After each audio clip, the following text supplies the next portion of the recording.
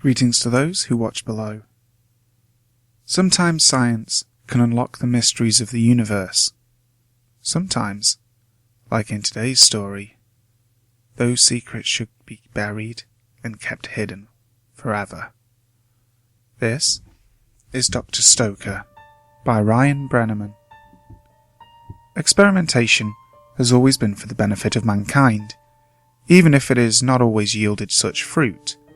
For every smallpox vaccine we create, we get an atomic bomb. For every life we save, another dies, each for the sake of progress. The case is no different here. I, Dr. Daniel Hoburn, was part of a government operation, designate Hermes. I worked on it for over 10 years. I worked closely with many esteemed scientists, but none more so than Professor Stoker. The man was smart enough to equate circles around me, and I graduated Harvard at 17. Working with him was the highlight of my academic, professional, and personal life. I would follow him to hell and back.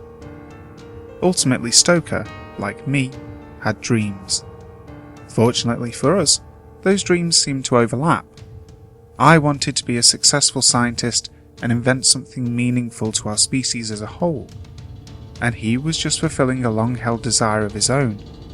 He loved the idea of teleportation, the ability to be in one place and then instantly travel somewhere else was an ability he had spent his entire life searching for, and we were on the cusp of it. He told me, just the idea of it, being free from the bonds of physics in this world. He sold me on the idea, and I joined his team. That discovery was going to be the pinnacle of our research, and about a year ago, we cracked it. The science was there. Dr. Stoker put the final equation in, and it all fell together. The energy in the lab was electrifying. All sleep stopped for me after that. Stopped for all of us, actually. How could we sleep? We were so close. It was truly an exhilarating time. We built his machine, and we did it in less than a month. Working overtime, we barely took any breaks. The future was so close to our grasp. The construction was simple, and we were told the government was giving us all our funding. I knew Stoker was in close contact with some DSA, or whatever department that stands for. It doesn't matter now. It all ended the same. Once we built the machines, 4 of them, each with their own partner platforms, we ran the first test. The first item to be teleported was Dr. Stoker's old desk chair. We placed it on the platform under that cone-shaped head, and we backed off. The machine disassembled it molecule by molecule. We watched as energy sparked around it, a weird reddish energy. All around the chair it sparked and crackled like red lightning. Then, the chair fell apart like ashes. Each little piece kind of hung in the air, and they all seemed to shrink away into nothingness. Moments after it had disappeared completely, it reappeared with the same energy. Small pieces appeared and grew, turning from ash back into the form it held before. The chair was put back together, and it maintained all of its structural integrity. We celebrated throughout the night. Experiments continued the very next day. That damned day. Dr. Stoker never left that room. He did everything next to that machine. All of his work, eating, drinking. Hell, he didn't even leave for a bathroom break. He just kept testing. First, it was as simple as moving the chair from one platform to the next. That was done easily and repeated at least 100 times. No problems. We would try different objects of varying sizes and densities. They all worked. Multiple items at once. Moving objects. It all ended the same. Our only minor problem came was when we sent the first rat through. The thing squeaked and squealed as it was being taken apart, and when it was put back together, it just lay there. It was dead. The professor showed a little discouragement, but I knew what had happened. This being my chance to impress him, I drew up a formula, an equation to use the energy to jumpstart the rat's heart back to life after teleportation. Dr. Stoker laughed and embraced me. It was the happiest moment I had had in those 10 long years. and I had finally helped that brilliant man. The next 50 tests or so proved positive. The rats came back, alive and well. The teleporter was working, and it was all thanks to me. The professor made sure to remind me of that every single minute. But, as the day went on, I saw a new look on his face. He made longing glances at the platform between tests. We all knew what he wanted to do. I don't think I can describe to you the feeling when the professor said, "Okay, time for human trials." The first feeling may have resembled excitement or joy. I was so proud of myself. Maybe pride is a better word, but I was happy that our work had the professor so confident. Then the second thing to hit me was confusion. The teleporter had only been through a couple of hundred tests at most, and sure, they'd nearly all been positive results, but something put me off. I mean, the machine had only been operational for little more than a day. The other scientists felt it too. They all thought the same as I did. The professor was moving too fast, and one scientist tried to talk him out of it. The professor wouldn't hear any of it, forcibly telling the scientist that if he didn't like it, he could leave. He didn't. None of us wanted to miss out on this chance of a lifetime. Stoker offered himself to be one of the first. 3 other scientists volunteered as well. Dr. Gregory Hopkins was given the honour of being the first. He was older and had been working on the basic formulas long before Stoker. After him were Drs. Gina Thompson and Dr. Sandra Weaver. They all seemed to be about as excited as the professor was, and were keen on joining him in this revolutionary voyage. I wasn't as keen. I tried to talk Gina out of it. She was so young, so beautiful. I didn't want her to be hurt. She simply told me that this was her Armstrong moment. Every scientist dreams of being the first to test a new technology. I understood, so I stopped my pushing. I wasn't going to take this moment away from her. God, I should have stopped her. They all entered the platforms. The professor was surprisingly calm for an undertaking as dangerous and unpredictable as this. I didn't question it at the time. I merely took his display of confidence as a sign that all would go well. I sat at the controls. Dr. Stoker had told me earlier, "You're the only one I trust, Daniel." So I did it for him. I sent them off. I asked them if they were ready, and I received their responses. They were unanimously and confidently yes. I reached down to activate the teleporters, and something stopped my hand. Call it a whim, call it forbearance, call it nerves, but something wouldn't let me push that button. I fought it for a few seconds, and all eyes turned to me. I could feel the professor staring at me, glaring at me. His eyes bored through the back of my head, and I heard him yell, "Do it!" He forced my hand. The teleporter carried Dr. Hopkins away first. He left without a sound, but it looked like his body started convulsing spastically and violently. Dr. Weaver was next. She went screaming, and I had to close my eyes. Not that it helped. After her, Gina. Quickly, much faster than the others. She tried to say something as she left, but we couldn't make head nor tails of it. Her eyes looked right at me before she vanished. Longing. Dr. Stoker, however, went without movement or sound. His eyes simply closed, and he smiled. This was the realization of his dream after all. So, then we waited. In the echoing silence of that lab we waited. Each machine smoked, and we watched their twin platforms carefully. As we waited, I had a guilt about me. My stomach danced around inside of me, my heart in my throat. My eyes never blinked, not once. Something was wrong. They'd taken longer than the other items sent through. They weren't reappearing. I turned to the computer and searched the programming. I looked for any clue as to where they went. Time went by. 1 minute, 2, 3, 10. Nothing happened.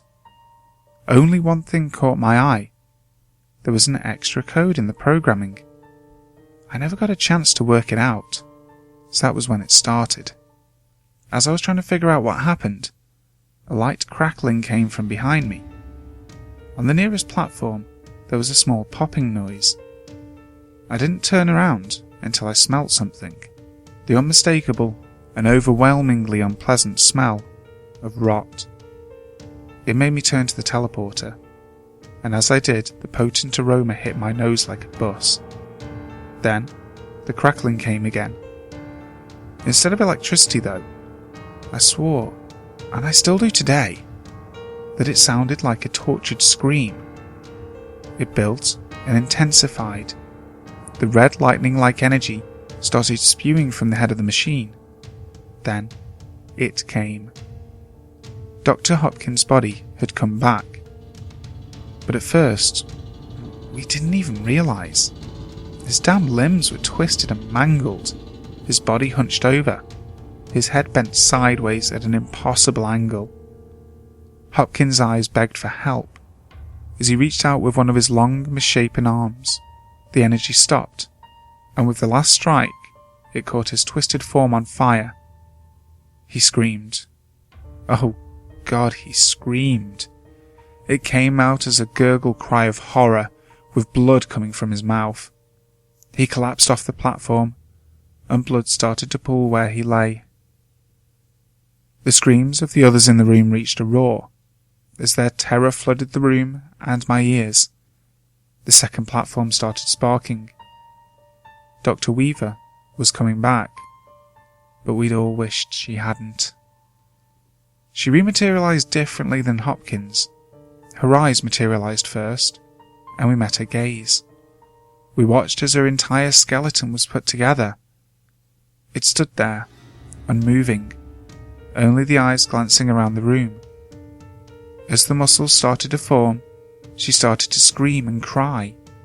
Her hands reached up to her face, then her skin formed. She was bloody, her skin torn to ribbons in some places. She lowered her hands to reveal a badly mutilated face. It was absolutely horrible.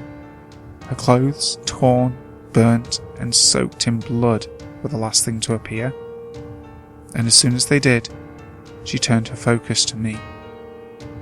I sat there in horror. As I looked, I saw in her, in the way she moved and stared, a primal, animalistic ferocity. There was nothing there but hatred, a rage that sent a chill down my back. My body was rigid. My heart fought against me, trying to escape. My mind told me to run, but I didn't listen. Dr. Weaver roared like a wild animal and lunged at me. I couldn't even bring my hands up to save me. All I could do was yell. "You!" she yelled, her fingers digging into my arms. "You knew! I'll kill you for it!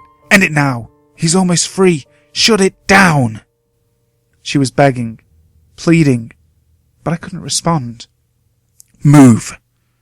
She pushed me over, onto the cement floor.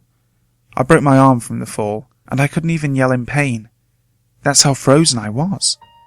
She took the chair I was sitting in, picked it up, and smashed the computer. She smashed it all to hell. Pieces of the computer screens and the chair flew all around me. She destroyed 2 of the 3 screens completely. The desk nearly caved in from her incessant beatings. The whole time, she never stopped that horrid screeching. She managed to catch her breath for only a moment before the guards arrived. They unloaded no fewer than 5 rounds into Dr. Weaver. She fell to the ground. Not a single protest escaped her lips. She hit the floor hard, and her face stared blankly at me. There were tears streaming down her face, and her mouth was agape, as if in a cry. She didn't look at peace, even in death. In the commotion, no one had even noticed that the third teleporter had sparked. As I got up, through my own pain and horror, I saw her. Gina. Just sitting on the teleporter platform, her legs crossed. She was leaning forward, twiddling with her thumbs, humming a song.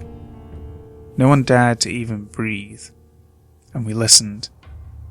I asked around later, but nobody knew the song she hummed. All we could agree on was that it was the single most depressing tune we had ever heard. She stared down at her hands, at least we thought she did. Her greasy hair covered her face. No one moved. I don't think anyone could, after the two horrors they'd just witnessed. After a while, my breath came back, heavy and forceful, my body shaking. I was going into shock, and that first loud breath I took, that was what made her look up. Her hair still covering her eyes, but her mouth had been twisted into a smile of almost playful malice. I still remember her words perfectly. "You did it, Daniel," she said. It wasn't Gina's voice, not the one I knew. "You are the true monster here. Was it worth it? Worth it all?" I didn't answer that. I couldn't even stand up.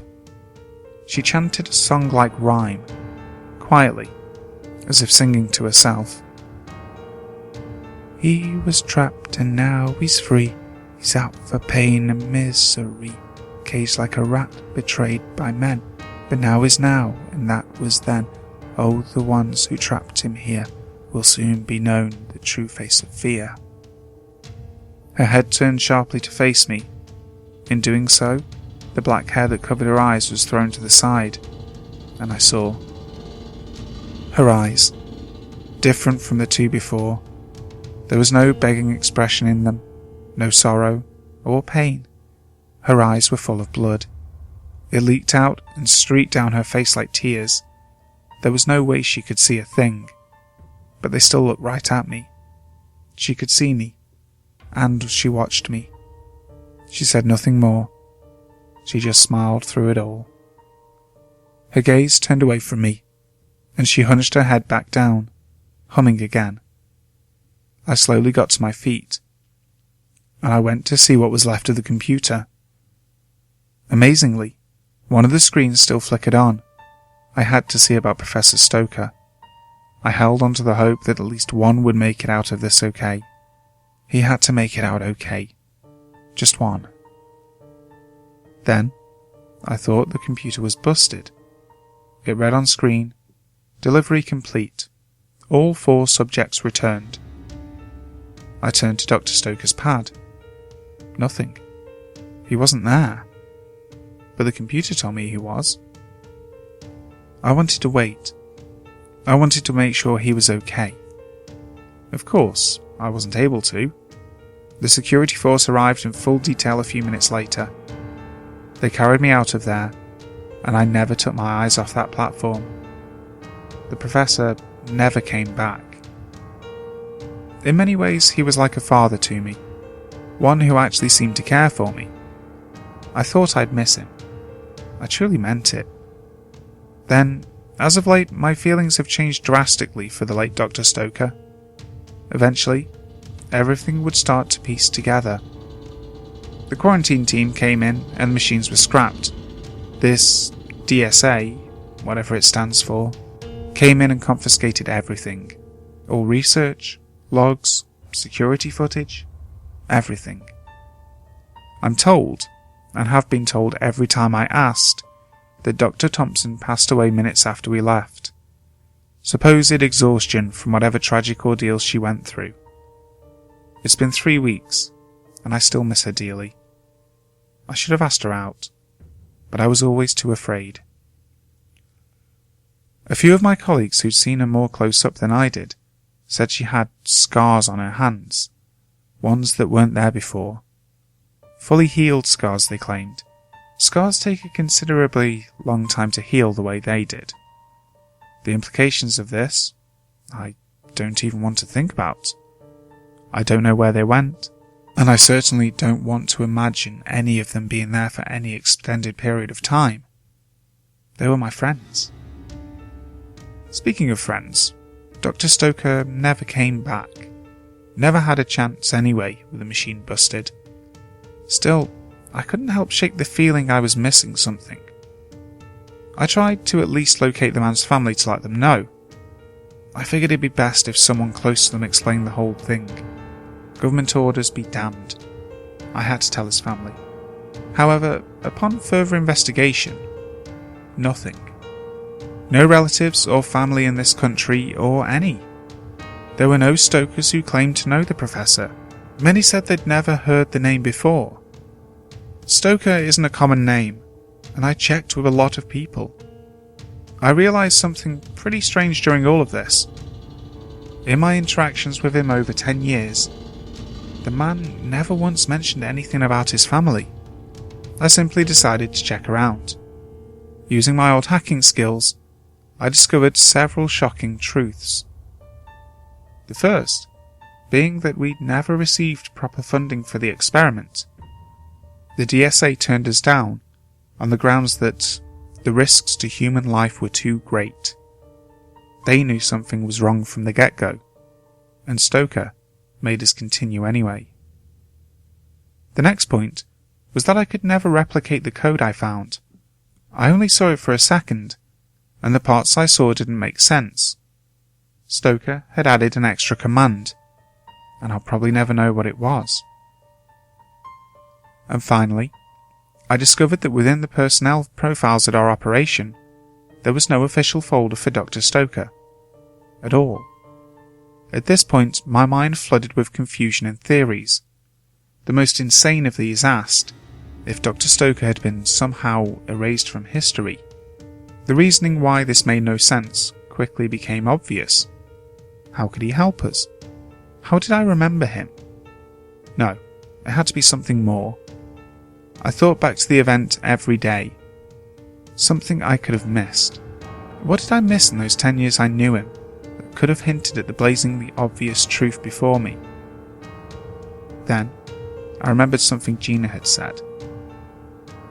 Immediately, with a macabre fascination and a nervousness I hadn't felt since that day, I called a colleague of mine, whom I hadn't contacted since the incident.